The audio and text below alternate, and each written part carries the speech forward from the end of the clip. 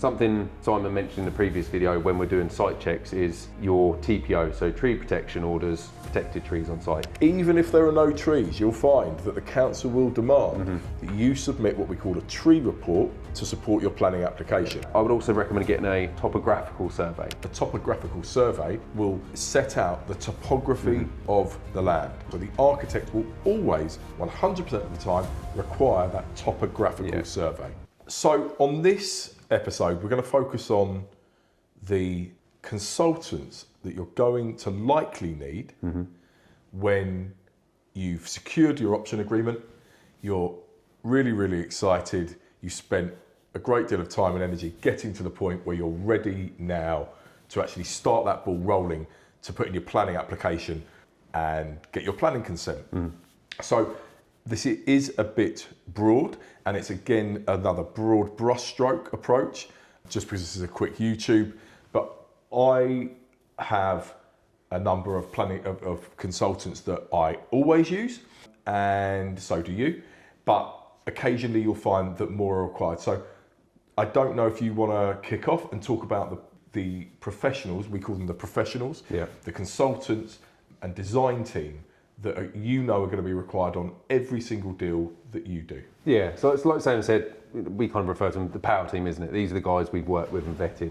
And like you say, this is specific. Every site is different, isn't it? Depends on the number of units you're going for, where it sits, the local planning authority it sits under.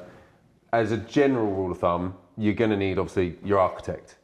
So you work with specific architects, we've worked with our own architects for a long time, but you want to make sure that they've got a good knowledge of, again, if it's a new build or multi-unit scheme, you don't want them who've just done a small extension. They need to understand the full scope of what is actually required from them. So for example, picking up on what Mike just said, I've got architects that I use, one in particular, and he is magnificent and wonderful at designing new build mansions. He's not the same architect that I would use, for example, on a recent project of mine in Richmond Borough, which was 10 small apartments. He's not the same architect, so you need to pick an architect that lends themselves to your specific design. And equally, architects differ considerably in price. Massively. And you don't necessarily need to go to the most expensive architect to design something for you that you could have got a better value architect for.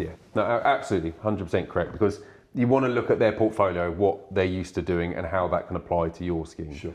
So you've got your architect as one of your first ones, your planning consultant. So a planning consultant will look at local plans, what the authority require, what the housing requirements are, what the government policy is. They will incorporate all of that and look at it and say, okay, we've already probably spoke to them prior to that point to make sure that they're happy that it is a deliverable site as such. They will pull it all together in terms of making sure they write usually a design and access and planning statement. So that's just making sure they will go through, look at your site and note and comment how it achieves what is required by government and local policy. That's right. So so it will be, okay, I mean there's a lot in there, but it's a detailed policy, but they will just make sure it's policy compliant. That's usually right. And they will always support your planning application with, as you say, a design and access, or what they can call a planning statement. So the planning application goes in, which is then supported by a report that has been formulated very carefully by your planning consultant, and that goes in tandem to support your planning application. In essence, I kind of see it as a game. So the local planning authority are saying they have to review your site on written policy. So they're saying, does this site do this? Does this site comply with this? Does this site comply with this? If not, why not? Cross against it, if we want to look at it that way. Your planning consultant is playing the other half of the game, batting for your side. So he knows what that policy looks like, and he's going to say, this is how this site complies with that policy. Policy A, for example, yes, it does that. All they're doing is a game. They're batting it back and saying, this site complies with this. Therefore, you cannot refuse this site based on this criteria. That's right. That is really their main goal, isn't it? Yeah, and equally, you don't need to use a planning consultant. No, I've written my own one. I don't. I'm not saying, and Mike's not saying that you have to.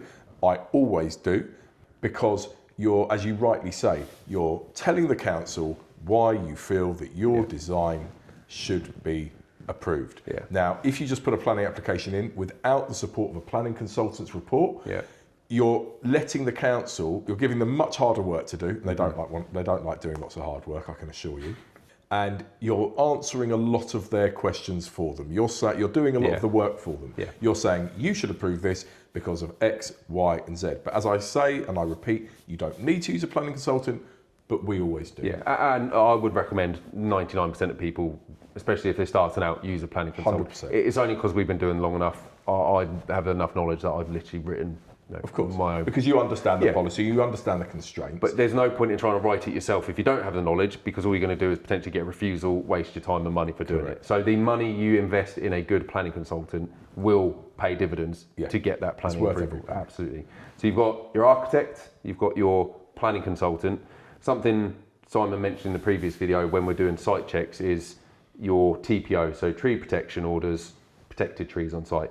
So you're going to need an arboriculturalist. So effectively a tree surveyor.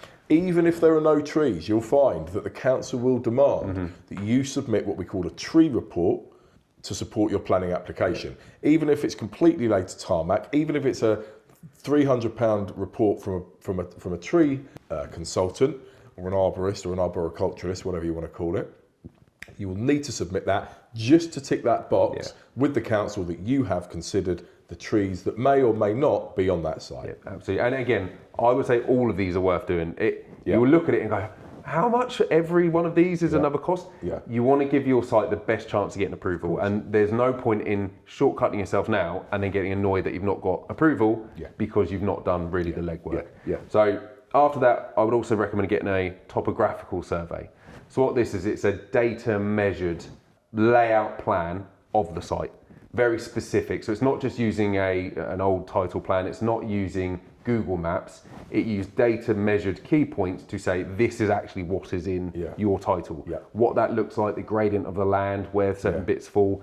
It helps your architect plan exactly what you can get on that site without any ambiguity. So it's a very key thing to make sure you've got that. And that's and the reason we have that, and it does exactly what it says on the tin, a topographical survey will set out the topography of the land. So topography is the key word here. And the reason we do that is in support of the architect, because land, a plot might look straight to you, it might look nice and flat, but in reality, the front of a plot might differ tremendously from the rear of a plot or the sides of a plot. And if that land, if that plot, if the gradient, as you rightly say, differs across the site, it will have an impact on the ridge heights of your proposed dwellings, whether it's a block of flats or whether it's multiple houses or whatever you're proposing to build. And you need to make sure that in support of your planning application, you can demonstrate to the local authority that you've paid particular care and attention to the surrounding properties, and you can demonstrate what the ridge height is of the houses or the apartments or whatever that you're proposing to build. So the architect will always, 100% of the time, require that topographical survey. And that also leads into things like it will be used for drainage reports as well, drainage survey. Having that topographical, it just makes sure you understand where the falls are, where everything, the drainage is going to be leaving the site. So it has a lot of benefits from using that. That's right. Next for me would be an ecologist.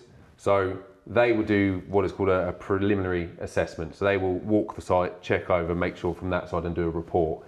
That may raise further reports. So it could be that there's potential for nesting birds, for bats, reptiles, all protected species. Badgers, yeah.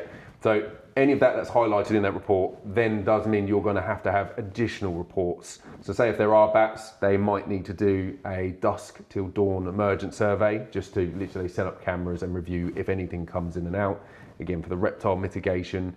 But it's a key thing because you have to have that as a support.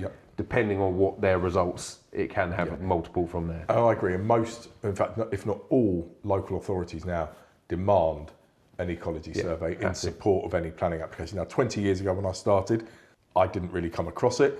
I think they made you have a bat survey. I think that was about it. But now time's moved on and it's a good thing because it protects species and birds and wildlife and bats and badgers. But it is something that pretty much all local authorities want. And it then also leads into what is now the BNG, so your biodiversity net gain assessment. So I'm pretty sure it's now UK-wide or England-wide as policy. You have to show that your redevelopment of a site has a net gain Yep. for that site, and it's normally a 10% net gain. Yep. So what that means is when you take on the site, what that baseline score looks like. So they will look at all of the trees, all of the plants, all the habitation, and all say the soft landscape, all soft landscape, everything, and say your score is X. And then what you need to prove as part of the planning process in your designs is how you're taking that score and then you're improving it using their metric system to get a 10% gain of that. So if you think a site is completely overgrown, covered in trees, you think actually that's a great site because it's derelict, it's not used, that is your baseline score.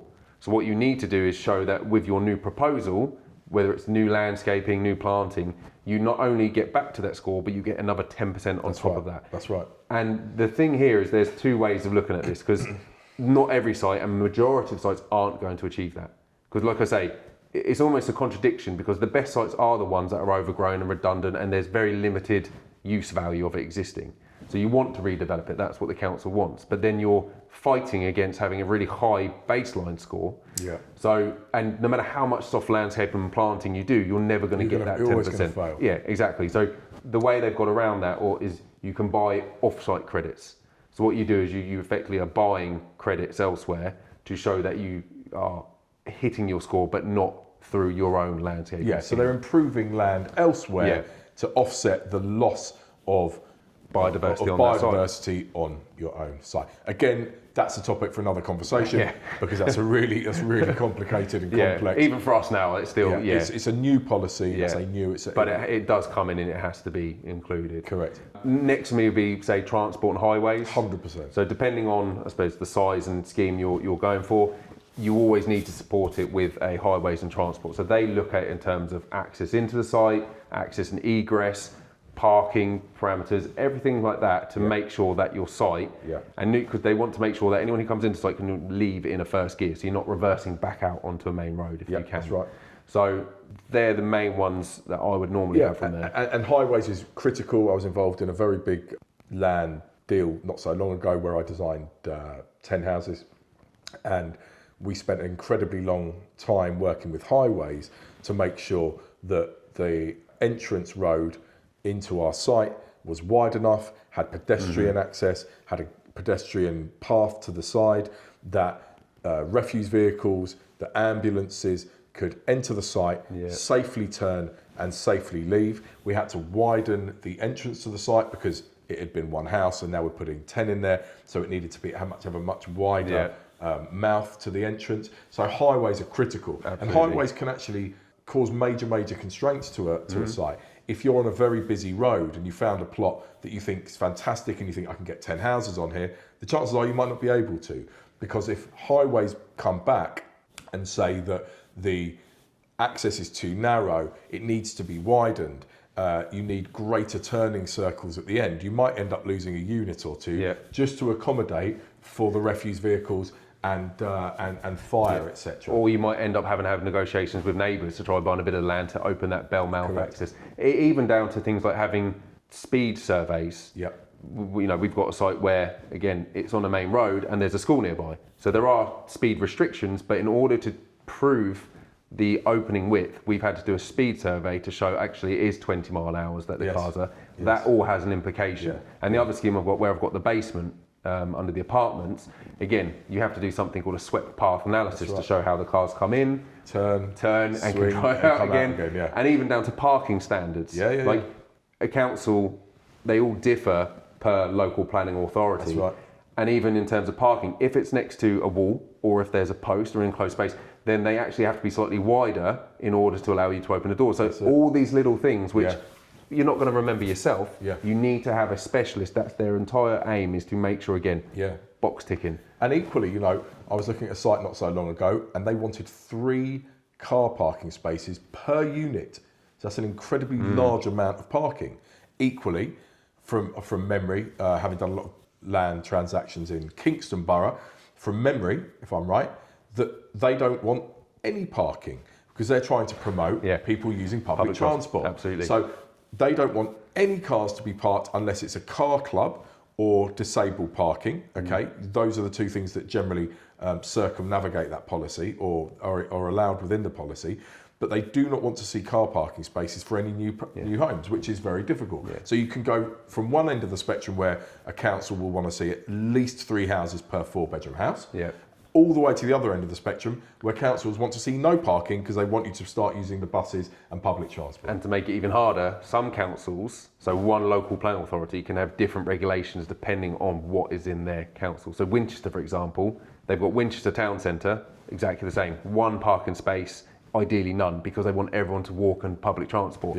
Under the same local planning authority, but different technical boroughs, they have different standards. So again, it's 2, it's 3 units depending on the bedroom. So if it's a 5-bed, I think it's 3 parking spaces. If it's a 4-bed, it's 2, along those lines. But we almost digress a bit here, and the reality is you always need the 4 or 5 consultants that we've just covered today. But equally, every plot's different, every local authority is different, and the chances are you will need more than the consultants that we've just broad brushstroked over. But equally, the ones that we've just mentioned are the key professionals, key consultants that you're definitely going to need. I think you can probably see Simon and I can talk about this a lot because we've got a lot of experience, a lot of knowledge. We've got a lot that we could talk about. Like Simon said, they're the key ones. There are many others that, depending on your location, your sites, like we say, your right to lights, your flood, your sound, your sound, even the bigger the sites, air quality, noise assessment, energy. So the site we're doing at the moment, I've not done them in that much depth, but these ones are now coming in where air quality assessment, like you say, your noise assessment, all of these have to be ticked as part of their policies based on if it's over X amount of units and above. That's right. So there's loads to take in, but like I say, without boring everyone with too much information, the key ones to focus on, they're the ones that normally go through. You can just make sure you're ticking those boxes. So, like I say, comment below in the videos. That's a very high level what we use, but if there's anything that you've experienced, if you want to learn more about what we would recommend, or even any of our power team that we use and would like us to recommend, we're happy to do that. So let us know in the comments, and we'll see you in the next video.